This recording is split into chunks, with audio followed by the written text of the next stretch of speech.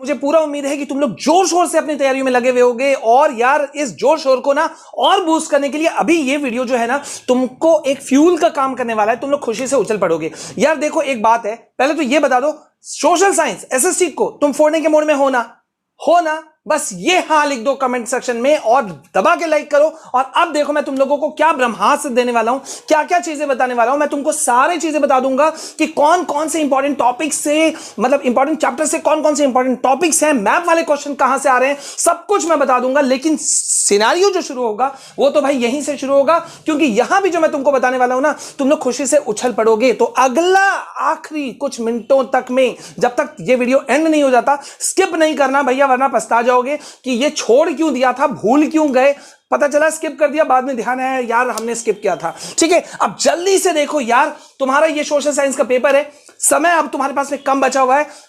अब भाई boring subject, बच्चे बोलते हैं कि सर ये बोरिंग सब्जेक्ट है, डेट्स याद नहीं होता, और इस बार वैसे भी सीबीएसई नए सिनारियों के साथ में उतरा है, तो तुम्हें कैसे पढ़ना है जल्दी से देखो यार। सबसे पहले बहुत सारे बच्चे कहते हैं सर डेट्स याद नहीं होते, कैसे करें, आंसर याद नहीं होते, लंबे लंबे आंसर होते हैं। देखो यार मैं तुमको एकदम सिंपल सा बात बता दे रहा हूं, तुमको लंबे सेंटेंस याद करने के लिए, रटने के लिए बोल कौन रहा है? कीवर्ड्स याद कर सकते हो। डे 1 से हम लोग कीवर्ड्स की ही बात कर रहे हैं, और इस बार सीबीएसई का परफॉर्मा भी यही है कि भैया आंसर लंबा चौड़ा नहीं, कीवर्ड्स को मेंशन करो, पॉइंट में आंसर दे दो, ठंडे दिमाग से हो जाओ। और ये देखो सेकंड पॉइंट ही हमारा वही है। लेकिन सबसे पहले तुम याद कैसे करोगे? किसी भी पर्टिकुलर का क्वेश्चन का आंसर तुम याद करना चाहते हो ना, तो उसे पॉइंट में याद करो।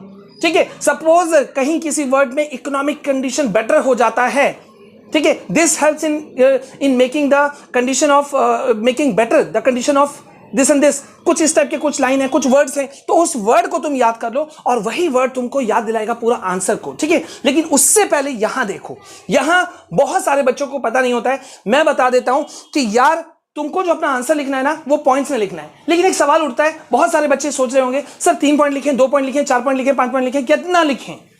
तुमको आंसर जो लिखना है ना, 3 या 5 पॉइंट्स में लिखना है, याद रखना। 3 नंबर वाला क्वेश्चन होगा, दैट मींस सीबीएसई बोर्ड तुमसे एक्सपेक्ट कर रहा है, तुम चाहे किसी भी बोर्ड के हो, कि 3 पॉइंट में तुमको आंसर अपना लिखना है। अगर 5 मार्क्स का क्वेश्चन है तो कितना पॉइंट्स होगा? 5 पॉइंट्स। समझ में आ रहा है? आ रहा है ना? कोई मुश्किल नहीं है यार, इतना डरे हुए क्यों हो? मत डरो, सिर्फ सुनो मैं तुमको भी क्या बता रहा हूं, सुनो, अभी बहुत कुछ है दिखाने के लिए यहां पर।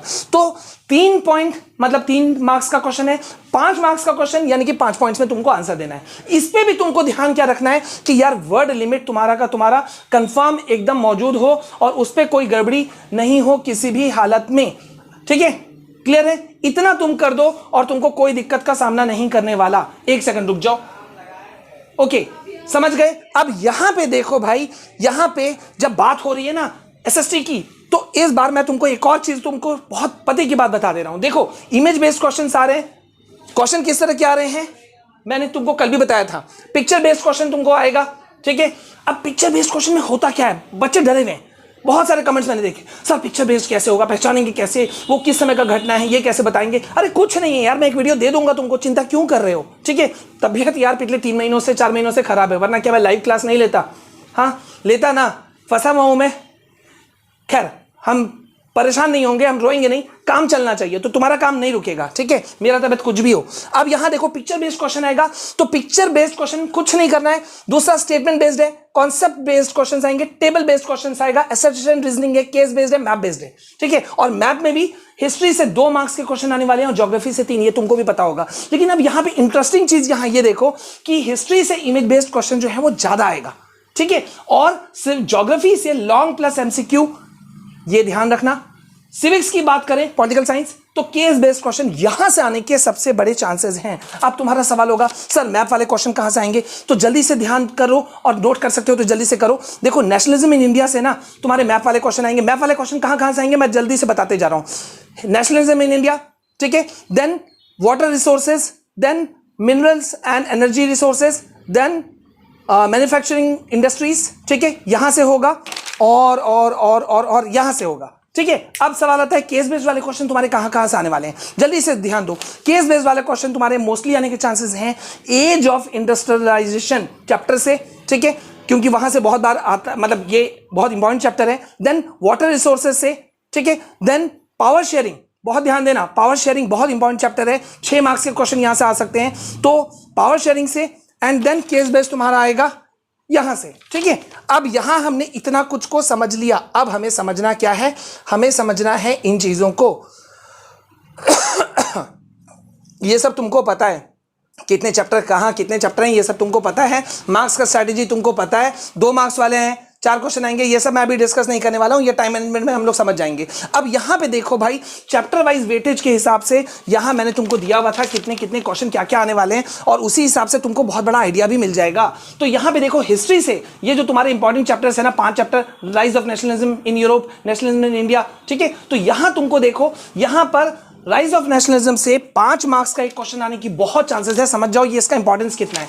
देन नेशनलिज्म ऑफ इंडिया से तुम्हारे 3 मार्क्स वाला एक क्वेश्चन, और मैप का क्वेश्चन जो मैंने पहले ही कहा, मैप का क्वेश्चन 2 मार्क्स का आ जाएगा, तो यहां पे 5 मार्क्स यहां भी है। Making of globalization, the making of global world, sorry, तो यहां से 1 नंबर और 2 नंबर वाले क्वेश्चन आएंगे तुम्हारे, ठीक है, समझ गए। 2 नंबर वाला एक क्वेश्चन, 1 नंबर वाला एक क्वेश्चन, मतलब 3 नंबर वाला यहां हो गया। एज ऑफ इंडस्ट्रियलाइजेशन से 4 नंबर केस बेस्ड क्वेश्चन, गौर करो गौर करो, जल्दी करो, ये रहा केस बेस्ड, ये देखो ये केस बेस्ड है, ये केस बेस्ड है, मतलब एज ऑफ इंडस्ट्रियलाइजेशन, ठीक है। सॉरी मैंने यहां कर दिया, यहां नहीं होना चाहिए, वो एक ही है।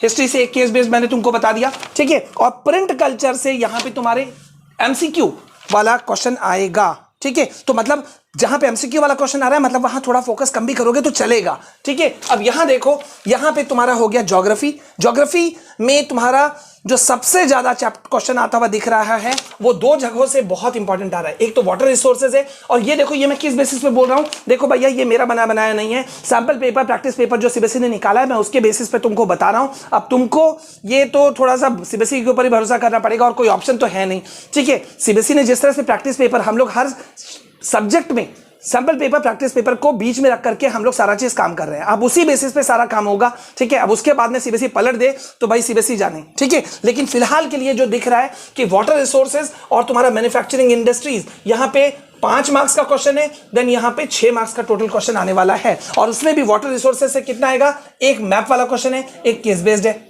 समझ रहे हो। यहां से केस बेस्ड वाटर रिसोर्सेज में सीबी यानी कि केस बेस्ड आ गया, ठीक है। और 6 मार्क्स वाला मैन्युफैक्चरिंग में क्या है, एक मैप बेस्ड वाला क्वेश्चन आ सकता है, और एक आ सकता है तुम्हारा 5 मार्क्स वाला। देख रहे हो, समझ रहे हो कितना इंपॉर्टेंट है। और रिसोर्सेज एंड डेवलपमेंट की बात करें यार, तो यहां से एमसीक्यू का इंपॉर्टेंट क्वेश्चन आ सकता है, ठीक है। फॉरेस्ट एंड वाइल्ड रिसोर्सेज हो गया, एग्रीकल्चर हो गया, ठीक है। ये तीनों चैप्टर जो है ना, इसमें एमसीक्यू से बेस्ड वाले क्वेश्चन ज्यादा से ज्यादा आ सकते हैं। और मिनरल्स एंड एनर्जी रिसोर्सेज की अगर हम बात करें, तो एक मैप वाला क्वेश्चन और एक 2 नंबर वाला क्वेश्चन, ये तुम्हारा आएगा, ठीक है। ओके, अब जल्दी से यहां देखो भाई, सिविक्स की अगर हम बात करें, तो यहां पर पावर शेयरिंग बहुत इंपॉर्टेंट है, क्योंकि केस बेस्ड भी आ रहा है, एमसीक्यू के भी 2 क्वेश्चन आ रहे हैं, मतलब 6 मार्क्स, यहां 6 मार्क्स है, 6 मार्क्स, ठीक है। तो ये बहुत इंपॉर्टेंट हो गया, ठीक है। अगर हम बात करें पॉलिटिकल पार्टीज की, तो 5 मार्क्स का क्वेश्चन यहां पे आ रहा है। अब तुम समझ लो कि कितना कितना इंपॉर्टेंट है और कहां कहां तुमको ज्यादा फोकस करना है, ठीक है। फेडरलिज्म मैं तुमको बता चुका हूं, एक 2 मार्क्स का आएगा, एक 1 मार्क्स का क्वेश्चन आ सकता है, ठीक है। जेंडर रिलीजन की बात करें, तो यहां एक, समझ रहे हो, क्लियरिटी है। अब इकोनॉमिक्स में आ जाओ, इकोनॉमिक्स में सेक्टर्स, इकोनॉमिक्स में just a second, sectors of Indian economy, ठीक है। ये चैप्टर और तुम्हारा मनी एंड क्रेडिट, ये चैप्टर बहुत इंपॉर्टेंट है, याद रखना। 7 मार्क्स का क्वेश्चन, 6 मार्क्स का क्वेश्चन यहां से आने वाला है। और सेक्टर्स ऑफ इंडियन इकोनॉमी में तो भैया बहुत ज्यादा फोकस कर लेना, क्योंकि 2 क्वेश्चन वाला भी आएगा, एमसीक्यू वाला भी क्वेश्चन आएगा, 2 मार्क्स वाला भी आएगा, 3 मार्क्स वाला भी आएगा। तुम अंदाजा लगा लो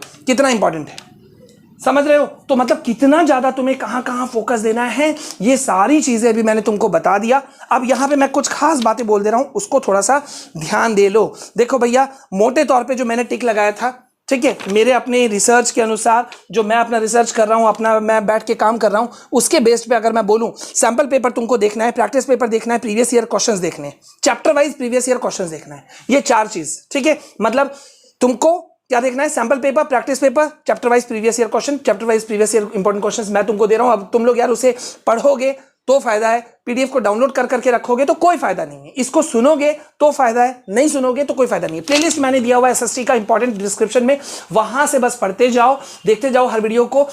अरे स्पीड में देख लो ना, हाँ 1.5 में स्पीड में देख लो, कम से कम तुम्हारे फायदा तो हो जाएगा ना, समझ में तो आ जाएगा क्या चीजें इंपॉर्टेंट है। अब जल्दी से एक बार मैं ग्लिम्स दे रहा हूं कहां कहां तुमको फोकस करना है। Rise of nationalism in Europe, nationalism in India, manufacturing industries, power sharing, ठीक है, पॉलिटिकल पार्टीज, ये सब 5-5, 6-6 नंबर वाले हैं। वाटर रिसोर्सेज, ठीक है, देन हो गया sectors of Indian economy, money and credit, ये यहां तुम देख लो। और इन सभी में सेक्टर्स ऑफ इंडियन इकोनॉमी मुझे लगता है 7 मार्क्स के क्वेश्चन आ सकते हैं, मनी एंड क्रेडिट में 6 मार्क्स के आ सकते हैं, और ग्लोबल इंडियन इकोनॉमी से 5 मार्क्स के। मतलब समझ जाओ कितनी इंपॉर्टेंट चीजें हैं। तो अब हमें करना क्या होगा, करना कुछ नहीं होगा, धड़ाधड़ बस याद करते जाओ, पढ़ते जाओ, पॉइंट्स को याद रखो, कीवर्ड्स को याद रखो और इसी तरह से फॉलो कर रहा है। और ये एक चीज तो मैंने तुम लोगों को बहुत बड़ा चीज दे दिया कि भैया 3 मार्क्स का क्वेश्चन है यानी कि 3 पॉइंट में लिखना है, 5 मार्क्स का क्वेश्चन है यानी कि 5 पॉइंट में, ठीक है। सो उम्मीद है तुमको बहुत ज्यादा बेनिफिट होगा। बस पढ़ो यार, पढ़ो पढ़ो पढ़ो पढ़ो पढ़ो, और जस्ट 2-1 घंटे के अंदर में मैं तुमको दे दूंगा